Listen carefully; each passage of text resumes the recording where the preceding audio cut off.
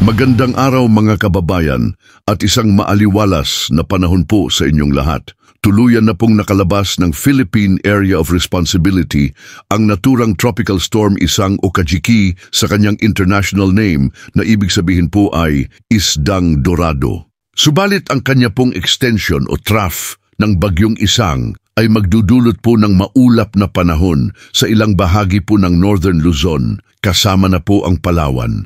Makikita nyo naman po mga kababayan sa ating satellite image yung mga kaulapan na dulot po ng trough o extension ng bagyong Isang.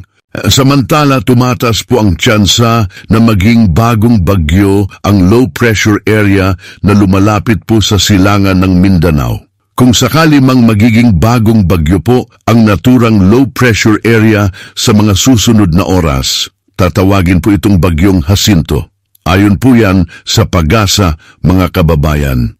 Gayunpaman, kahit hindi pa po siya nagiging bagyo sa mga oras na ito, magpapaulan na po ang naturang low pressure area sa ilang bahagi po ng Mindanao at ilang bahagi na rin po ng Visayas. Dulot na rin po yan ng epekto ng hanging habagat o southwest monsoon na siya rin ang nagpapalakas sa low pressure area sa mga oras na ito mga kababayan.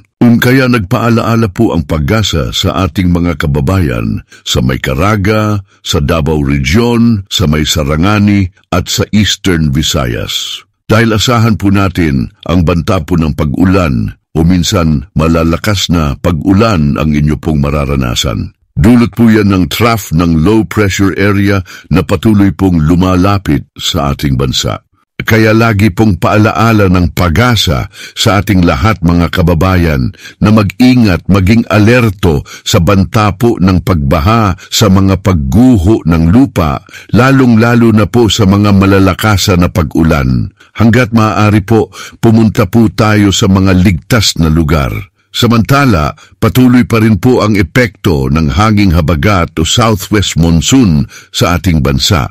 Kaya asahan po ang mga paminsan-minsan na pag-ulan, pero huwag niyo pong baliwalain ang mga pag-ulan na ito, mga kababayan. Dahil may mga oras po na may biglaang malalakas na buhos ng pag-ulan na hindi po inaasahan. Sa magiging lagay naman po ng panahon dito sa Luzon, asahan niyo po ang maaliwalas na panahon. Kaya samantalahin na po natin ang pagkakataon na ito na gawin na natin ang mga dapat nating gawin sa araw na ito. Lalong-lalo na po ang paglalaba. Dahil hindi po inaalis ng Pag-asa mga kababayan ang banta po ng mga isolated na pag-ulan pagsapit po ng hapon o sa gabi. Dagdag pa po ng Pag-asa, lalong-lalo na po sa mga taga-Visayas at Mindanao. Simula po ngayong araw hanggang sa darating po na Lunes. Asahan nyo na po ang makulimlim na panahon na may kasamang kalat-kalat na pag-ulan. Epekto po yan ng pinagsamang hanging habagat o southwest monsoon at ang papalapit na low pressure area sa kalupaan ng ating bansa.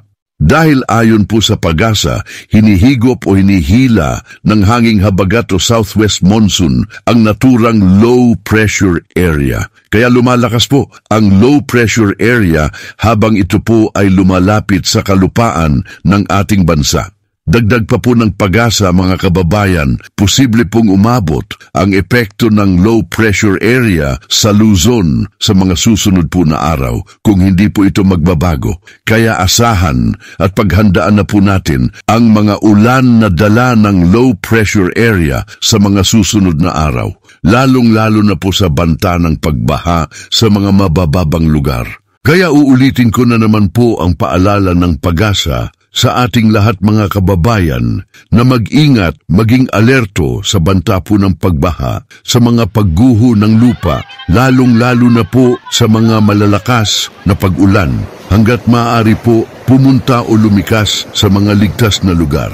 Yan po muna ang ating ulat panahon o weather news update sa araw na ito mga kababayan. Huwag niyo po kalimutang mag-like, i-share at mag-subscribe sa channel na ito. Muli po, ito po ang balita sa bansa na nagsasabing hanggat magkakasama tayong lahat may pag-asa.